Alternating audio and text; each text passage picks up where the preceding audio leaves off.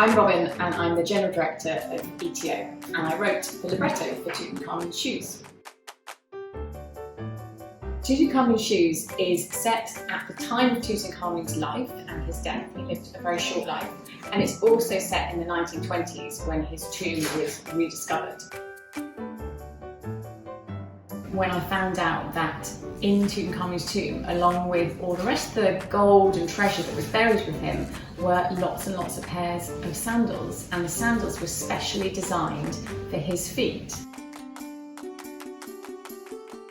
When I started writing this opera, what I really wanted to do was make these characters that are named to us. A lot of people have heard of Tutankhamun, but make them human. Once I started discovering more about his life and the fact that he died very young, he was only 19, I started to think about what it would be like to be that person who had always been intended to be a pharaoh, and actually that life would be pretty lonely, and that was the way into the character.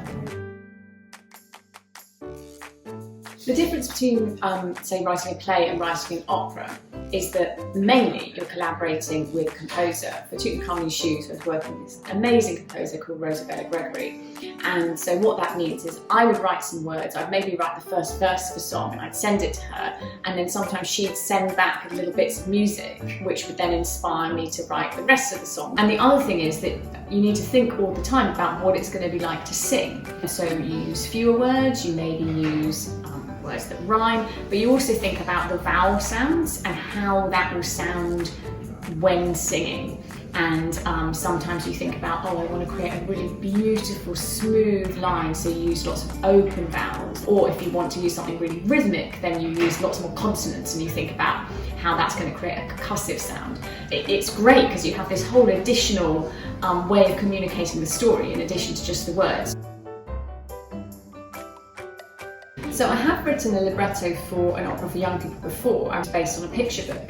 The really exciting thing for me about Tutankhamun's shoes is it was an original story, and that for me was a first, like starting from, I knew who was going to be in it, but after that I could basically write anything. So I did a lot of historical research, but then it was my imagination.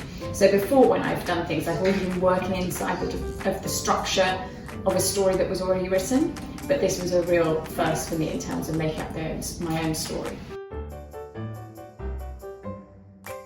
So Tutankhamun's shoes brings history to life. It makes these characters who we've heard about human. As well as Tutankhamun, our guide through the whole story is a cat who is the reincarnation of Queen Nefertiti. There's also Howard Carter, the archaeologist, and Lady Carnarvon, who funded the dig to find Tutankhamun's tomb. So it's a way of reconnecting with history, reconnecting with ancient Egypt, reconnecting with 1920s life in England and abroad. Audiences should come and see Tutankhamun's shoes because it's going to be really fun, really entertaining. It will hopefully make people who know about ancient Egypt think about it in a new light, and if you don't know much about it already, you'll learn something. By the time you leave, you will know how the mummification process works, you'll know how to avoid a crocodile if you're on the banks of the Nile, and you'll also know about how Tutankhamun's tomb was rediscovered in the 1920s.